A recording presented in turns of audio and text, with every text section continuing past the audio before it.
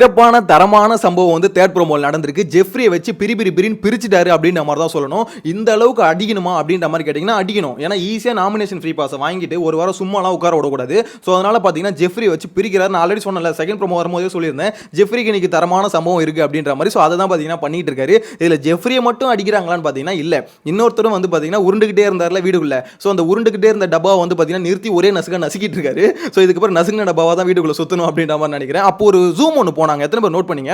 அந்த ப்ரோமோல பாத்தீங்கன்னா ஜெஃப்ரி இது அருணை பாத்தீங்கன்னா விஜய் சேதுபதி கேள்வி கேட்கும்போது டக்குன்னு அருண் ஃபேஸ்க்கு பாத்தீங்கன்னா ஒரு ஜூம் ஒன்று போயிருப்பாங்க. அப்போ அந்த மூஞ்சை கரெக்டாக ஃப்ரீஸ் பண்ணி ஒரு தடவை பாருங்க. ஏன்னா அந்த மூஞ்சை வந்து பாத்தீங்கன்னா வீக்கெண்டில் மட்டும்தான், அதுவும் அடி வாங்கும் போது மட்டும்தான் பார்க்க முடியும். மற்ற டைமில் எங்கேயுமே பாத்தீங்கன்னா அந்த ஃபேஸை பார்க்கவே முடியாது. மற்ற எல்லா இடத்துலையும் பாத்தீங்கன்னா நான் ஒரு புலி அப்படின்ற மாதிரி இருப்பாரு. இங்கே வந்து பாத்தீங்கன்னா எலி மாதிரி மூஞ்சி சுருங்கி போய் கிடக்கும். மற்ற இடத்துல அப்படியே வெறப்பா இருப்பாப்ல. ஸோ அருண் உங்களை பார்த்தா எனக்கு ஒரு சைடில் வந்து சிரிப்பா தாங்க இருக்கு அப்படின்னு நம்ம சொல்ல தோணும். நிறைய பேர் யோசிக்கலாம் ஏன்டா இவ்வளோ வன்மத்தை கக்குற அப்படின்ற மாதிரி. நீங்க யோசிச்சு பாருங்களேன், ஒருத்தரோட கேம் பிளே நல்லா இல்லை, அந்த கேம் பிளே தப்புன்னு சொல்கிறோம். தப்புன்னு சொன்னதுக்கப்புறம் அந்த தப்பை வந்து திருத்துறதுக்கு ஒருத்தர் வந்து அடிக்கிறாரு அப்படின்னும் போது அது அடிக்கிறது கரெக்ட்னு தானே சொல்ல முடியும். இந்த இடத்துல எத்தனை பேர் யோசிச்சாலும் யோசிச்சுக்கோங்க, ஏன் ப்ரோ அருண் மேலே வன்மத்தை கக்குறீங்க அப்படின்னு. அவன் ஆடுற கேம் நல்லா இல்லைனா நல்லா இல்லை தானே சொல்ல முடியும். உங்களுக்கு வந்து பார்த்தீங்கன்னா அவன் ப்ரோவோக் பண்ணுறது இதெல்லாம் நல்லா இருந்தால் நல்லா இருக்குன்னா உங்களுக்கு பிடிக்குதுன்னா வச்சுக்கோங்க. அப்படி உங்களுக்கு பிடிக்கிற மாதிரி இருந்தால் இன்னைக்கு உங்களுக்கு நாள் வந்து ரொம்ப பேட் டே. ஸோ தயவு செஞ்சு நீங்கள் அந்த எபிசோட பார்க்காதீங்க. ஏன்னா உங்களால் பூச்சி கிழிச்சு தள்ளுறாங்க, டப்பாவை நசுக்கி பார்த்தீங்கன்னா கசக்கி தூக்கி போட்டாங்க அப்படின்ற மாதிரி தான் சொல்லுது. எனக்கு எவ்வளோ வெறுப்பாக்கி எவ்வளோ காண்டாய் பேச வச்சிட்டானுங்க பார்த்தீங்களா. ஏன்னா கமெண்ட்டில் 2-3 கமெண்ட்டை நான் பார்த்தேன். எப்படா அந்த விஷயத்தை வந்து ஜஸ்டிஃபை பண்ணுறீங்க அப்படின்ற மாதிரி தான் எனக்கு தோணுது. ப்ரோவோக் பண்ணுறது வந்து ஒருத்தன் பண்ணிட்டு இருக்கான், இன்டென்ஷனலாக ஒருத்தன் பண்ணிட்டு இருக்கான், அதுக்கு எப்படி சப்போர்ட் பண்ணணும் அப்படின்ற மாதிரி தோணுதுன்னு தெரியல. எனிவேஸ் இன்னைக்கு பார்த்தீங்கன்னா அருணுக்கு வந்து ஒரு சிறப்பான சம்பவம் இருக்குது. ஸோ இந்த ஜெஃப்ரி மேட்டர் எடுக்கிறாங்களே, இதில் எதுக்கு அருண் அடிக்கிறாங்க அப்படின்னு பார்த்தீங்கன்னா நான் ஒரு புனிதர் அப்படின்ற மாதிரி ஒரு காமிக்கணும்னு நினைச்சார். அதாவது புனிதர் மீன்ஸ் எப்படின்னா மற்றவங்களுக்கு ஹெல்ப் பண்ணுற கருணை உள்ளம் கொண்டவன் சொல்லுவாங்களே, அந்த மாதிரி கருணை உள்ளம் கொண்டவன் நான் அப்படின்ற மாதிரி காமிக்கணும்னு நினச்சாப்ல என்ன அது பேக் ஃபயர் ஆயிடுச்சு. லாஸ்ட் வீக்கில் ஜாக்லினையும் சௌந்தர்யம் விஜய் சேதுபதி போட்டு பொழந்ததுக்கான காரணம் என்னது, இந்த மாதிரி வந்து நீங்கள் வந்து புனிதர்களெல்லாம் இங்கே இருக்க வேணாம், கேம் ஆட வந்தால் கேம் ஆடுங்க அப்படின்ற மாதிரி ரீசனுக்கோஸ் தான் போட்டு பொழந்தாரு. ஸோ அதே ரீசனுக்கோஸ் தான் அருணை போட்டு போய் பொழக்கிறாரு. உனக்கு ஒரு நாமினேஷன் ஃப்ரீ பாஸ் வருது, அந்த எதை பேஸ் பண்ணி எடுக்கணும், இந்த டாஸ்கில் எவன் நல்லா பர்ஃபார்ம் பண்ணணும் அவனுக்கு தான் கொடுக்கணும். அதை விட்டுட்டு நீ என்ன பண்ணுற, அவனுக்கு வந்து பாவம் ஜெஃப்ரி வந்து என்னோட ஃப்ரெண்டு, ஜெஃப்ரி மற்றவங்களுக்கு போகிறத விட ஜெஃப்ரிக்கு போனால் கொஞ்சம் பெட்டராக இருக்கும். ஏன்னா மற்றவங்க மேலே கொஞ்சம் வன்மை இருக்குது, இவர் மேலே பார்த்தீங்கன்னா கொஞ்சம் கருணை இருக்குது. ஸோ அப்படின்றதுனால கொஞ்சம் பாசம் இருக்குது அப்படின்றதுனால தூக்கி கொடுத்துட்டாப்ல. இவர் கொடுத்ததுனால பார்த்தீங்கன்னா சத்யா தூக்கி கொடுத்துட்டாப்ல. ஏன்னா சத்யாக்குன்னு சொந்தமாக மூளை இல்லைன்னு வச்சுக்கோங்களேன். அவங்க என்ன சொல்கிறாங்களோ அதை அப்படியே மண்டையில் ஏற்றிட்டு அப்படியே தூக்கி கொடுத்துட்டாப்ல. ஸோ இங்கே கொடுத்ததுனால ஜெஃப்ரி ஆல்ரெடி அவரே ஓட்டு போட்டுட்டார், 3 ஓட்டு ஆயிடுச்சு. ஸோ இப்போ மெஜாரிட்டி வந்துருச்சு, மிச்ச பேருக்குள்ள கன்ஃபியூஷன் ஆயிடுச்சு. ஏன்னா எல்லாரும் சேர்ந்து ஒருத்தருக்கு போட்டால் மட்டும் தான் நாமினேஷன் பாஸ் போவோம். கடைசியில் பார்த்தீங்கன்னா எல்லாரும் என்ன ஆயிடுச்சுன்னா ஓகே மற்றவங்களுக்கு போட்டால் இருந்தாலும் அவங்களுக்கு ஜெயிக்க முடியாது அப்படின்றதுனால தூக்கி எல்லாம் ஜெஃப்ரிக்கே போட்டாங்க. அது தீபக்கும் பார்த்தீங்கன்னா கருணையின் அடிப்படையில் தான் போட்டாரு. முத்துக்குமரன் காலையிலே வச்சு சொல்லிட்டு அதான் சொன்னேன் அந்த வீடியோலேயே, இந்த மாதிரி வந்தா நீங்கள் பண்ணது தப்புனா என்னதான் இருந்தாலும் நீங்கள் ஜெஃப்ரிக்கு போட்டுருக்கூடாது. உங்கள் ஓட்டு வந்து செல்லா ஓட்டா கூட போட்டோம், ஆனால் யார் வந்து அங்கே விளையாடினாங்களோ அவங்களுக்கு தான் நீங்கள் போட்டுருக்கணும், நீங்கள் பண்ணதும் தப்பு தான் அப்படின்ற மாதிரி சொல்லிட்டான். ஸோ அதுக்கு வந்து பார்த்தீங்கன்னா தீபக் வந்து பார்த்தீங்கன்னா ஏதோ சொன்னார், இந்த மாதிரி இல்லடா இந்த மாதிரி நடந்தது, இந்த மாதிரி சம்பவம் நடந்தது அப்படின்ற மாதிரி சொன்னார். இருந்தாலும் முத்துக்குமரன் வந்து ஒரே வார்த்தையில் முடிச்சிட்டாரு, நீங்கள் பண்ணது தப்பு தானே. அந்த இடத்துல பார்த்தீங்கன்னா அவன் உண்மையிலே வெள்ளாடி ஜெயிக்கணும், அதுதான் உனக்கு கெத்து. அதை விட்டுட்டு இந்த மாதிரி வந்து வச்சுக்கூடா இவனை காப்பாற்றி கூட்டிட்டு போனா இப்போ ஓட்டிங்லேயே வரலன்னு வச்சுக்கோங்க, நாமினேஷனே வராமல் அவனுக்கு ஓட்டு போடாமே இருந்தா மக்கள் திடீர்னு அவன் நாமினேஷன் வரும்போது யாருமே போட மாட்டாங்கண்ணா அப்படின்ற மாதிரி ஒரு விஷயத்தை சொன்னாப்ல. அது உண்மைதான்.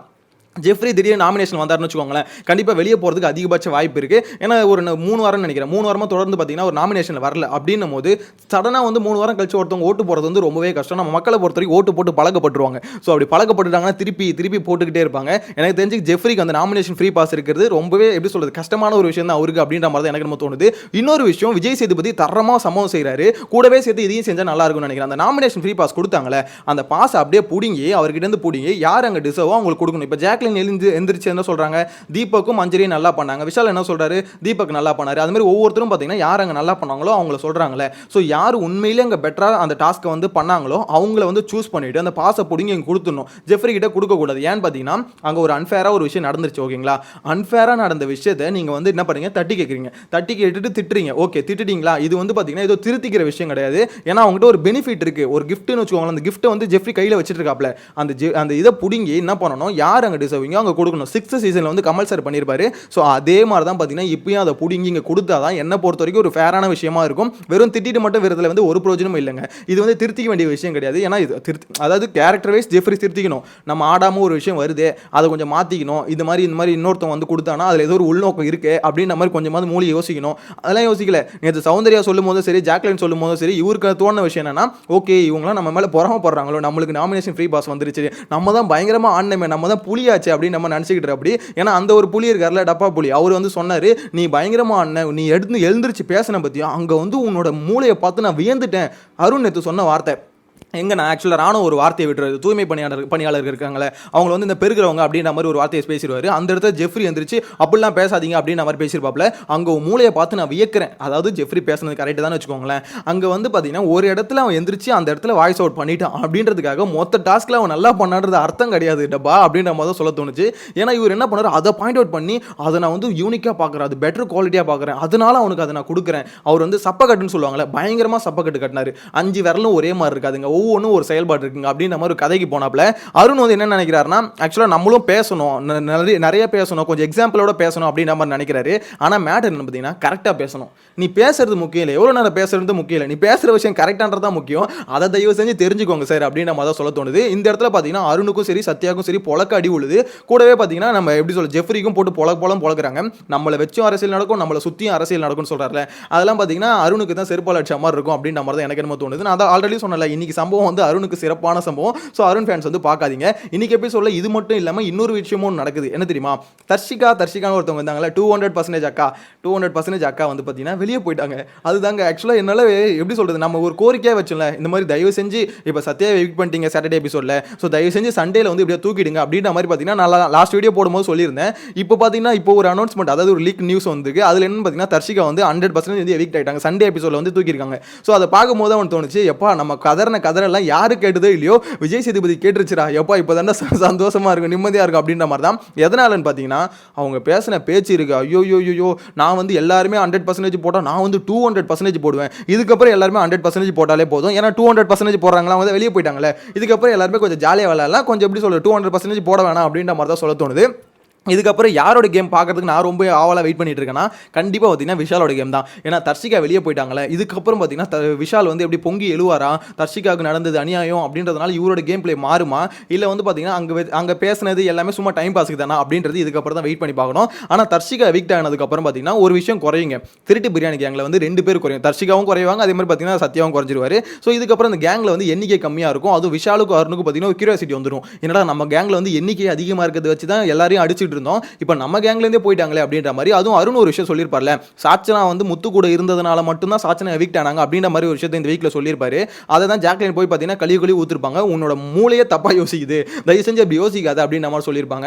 இப்போ அருணை வந்து கேட்கணும், அப்போ உங்க கூட இருந்ததுனால தான் தர்ஷிகா போயிட்டாங்களா, உங்க கூட இருந்ததுனால தான் சத்யா போயிட்டாரு அப்படின்ற கேள்வி கேட்கணும்ல. கண்டிப்பாக எனக்கு தெரிஞ்சு பார்த்தீங்கன்னா இதை போய் யாராவது குத்திக்காம இருக்கே கேட்கணும், ஏன்னா உங்க கூட இருந்த 2 பேர் போயிட்டாங்கடா, அப்போ நீங்கள் எவ்வளோ கேவலமான கேம் விளையாடி இருப்பீங்க, உங்க கூட இருந்ததுனால தான் போயிட்டாங்க அப்படின்ற மாதிரி சொன்னால் அது அக்செப்டபிளாக இருக்குமா? இல்லை, ஏன்னா அங்கே தர்ஷிகா பண்ணது கேவலமான ஒரு கேம் பிளே, அதே மாதிரி பார்த்தீங்கன்னா சத்யா பண்ணது கேமே இல்லை, சத்யா கேமே விளையாடல அப்படின்னும் போது தான் அவர் வெளியே போறாரு. அப்படின்னும் போது இதில் வந்து யாரையும் வந்து குறை சொல்ல முடியாது, இவனால அவன் போயிட்டான், அவன் பண்ணுறதுனால தான் அவன் போவான், அதை கூட புரிஞ்சிக்க முடியாமல் அதாவது ஒருத்த மேலே வன்மை இருந்ததுன்னா எப்படி வேணால் யோசிக்கலாம்னு சொல்லுவாங்களே, அப்படி தான் பார்த்தீங்கன்னா அவர் யோசிச்சுட்டு இருந்தார். அதுக்கு தான் பார்த்தீங்கன்னா ஜாக்லின் செருப்பாலச்ச மாதிரி ஒரு ரிப்ளை ஒன்று கொடுத்தாங்க. எனிவேஸ் இன்னைக்கான எபிசோட பொறுத்த வரைக்கும் தரமான சம்பவம் இருக்க போகுது அப்படின்ற மாதிரி தெரியுது. அதுலேயும் சில பேரை போட்டு பொலன்னு பொழக்கிறாரு. கூடவே பார்த்தீங்கன்னா தர்ஷிகாவை இந்த விஷயத்தில் வான் பண்ணுவாரா இல்லை திட்டு வரா என்னன்னு தெரியலங்க, ஏன்னா எவிக்ட் வேறு ஆகிறாங்க. நான் ஆல்ரெடி சொன்னல, எவிக்ட் ஆகிறவங்க வந்து பார்த்தீங்கன்னா பெருசாக அடிக்க மாட்டார், அவங்கள வந்து பார்த்தீங்கன்னா கொஞ்சம் வந்து சாஃப்டாக தான் ஹேண்டில் பண்ணுவார், ஏன்னா வெளியே போகிறாங்க கொஞ்சம் பாசிட்டிவாக போட்டோம் அப்படின்ற மாதிரி. ஸோ இந்த விஷயத்தை அட்ரஸ் பண்ணுவாரா அப்படின்ற மாதிரி இப்போ டவுட்டே வந்துருச்சு. எந்த விஷயம் தெரியுமா, முத்துக்குமரனை பார்த்து சொன்னாங்களே, நீ சைக்கிள் ஓட்டினா நான் சாப்பிடவே மாட்டேன் அப்படின்ற மாதிரி சொன்னாங்களே. ஸோ இந்த விஷயத்தை வந்து கம்பல்சரி அட்ரஸ் பண்ணுவார் அப்படின்ற மாதிரி தான் நினச்சிட்டு இருந்தோம். ஏன்னா இது வந்து பார்த்தீங்கன்னா பயங்கரமான இஷ்யூ, பெரிய இஷ்யூ, முத்துக்குமரன் வந்து கிட்டத்தட்ட அழுகிற ஸ்டேஜுக்கு போயிட்டாப்ல. ஸோ இதை வந்து கம்பல்சரி கேட்பாருன்னு நினச்சிட்டு இருந்தோம். ஆனால் இப்போ வந்து அவங்க எவிக்ட் ஆகிறதுனால அந்த விஷயத்தை பெருசாக கேட்க மாட்டாங்களோ, அதாவது வெளியே போகிறா சரி ஓகே நிம்மதியாக போய்க்கோ அப்படின்ற மாதிரி விட்டுருவாங்களோ அப்படின்ற மாதிரி டவுட் இருக்குது. நீங்கள் என்ன நினைக்கிறீங்க, அந்த விஷயத்தை எடுத்து பேசணும்னு நினைக்கிறீங்களா, இல்லை அப்படியே விட்டுலாம்னு நினைக்கிறீங்களா? 200% அக்கா வந்து போகும்போது ஹாப்பியாக போகணும் அப்படின்னு நம்ம நினைக்கிறீங்களா? உங்களோட கருத்தை மறக்காம கமெண்ட்ல மென்ஷன் பண்ணுங்க. சேனலை ஃபர்ஸ்ட் டைம் பார்த்தீங்கன்னா சப்ஸ்கிரைப் பண்ணி வச்சுக்கோங்க. இன்னொரு விஷயம் நான் சொல்லிடுறேன், லைவ்ல இப்போ தான் தர்ஷிகா சொல்லிட்டு இருந்தாங்க, நான் வந்து கம்பல்சரி இருக்கணும்னு நினச்சி தான் மச்சான் வந்தேன், ஆனால் எனக்கு என்னன்னா அடுத்த வாரம் மட்டும் நான் போயிட்டேன்னு வச்சுக்கோ, இந்த வாரம் நான் சேவ் ஆகிட்டேன்னா நான் என்னோட கேம் வந்து வேற மாதிரி இருக்கும், வெறித்தனமாக ஆடுவேன் அப்படின்ற மாதிரி சொல்லிட்டு இருந்தாங்க. யாரு? தர்ஷிகா அக்கா தான். இப்போ எவிக்ட் ஆக போகிறாங்களா, ஸோ அவங்க தான் சொல்லிட்டு இருக்காங்க. இப்போ லைவ்ல பார்த்தேன், நான் வந்து அடுத்த வாரம் இருந்தேன்னா என்னோட கேம் வந்து வெறித்தனமாக இருக்கும் அப்படின்ற மாதிரி சொல்கிறாங்க. ஏமா இந்த வாரம் பண்ணல அப்படின்னு கேட்டிங்கன்னா, யாராவது உங்களை பிடிச்சி வச்சிருந்தாங்களா அப்படின்னு கேட்டிங்கன்னா இல்லை, அவங்களா பார்த்தீங்கன்னா ஒரு லவ்ன்ற ஒரு கிரிஞ்சி லவ்ன்ற ஒரு கான்செப்ட்டில் விழுந்து அதெல்லாம் பண்ணிட்டு இப்போ லைவ்ல பேசும்போது ராணுவ கிட்ட உட்காந்து பேசிட்டு இருக்காங்க. ராணுவ எப்படா இதெல்லாம் தலையெழுத்துன்னு உட்காந்து கேட்டுக்கிட்டு இருக்கேன் அப்படின்னு நம்ம தான் சொல்ல தோணும். இஷ்டத்துக்குன்னு பேசுறது, அடுத்த வாரம் நான் வந்தேன்னா என்னோட ஆட்டம் பாரு அப்படியே புயல் மாதிரி இருக்கும், 200 இல்லை 400% நான் கொடுப்பேன் அப்படின்ற மாதிரி பேசிக்கிட்டு இருக்காங்க. எத்தனை பேர் லைவ்ல பார்த்தீங்கன்னு தெரியல, பார்த்துருந்தா கமெண்ட்ல மென்ஷன் பண்ணிடுங்க. நெக்ஸ்ட் வீடியோவில் மீட் பண்ணலாம். Bye by.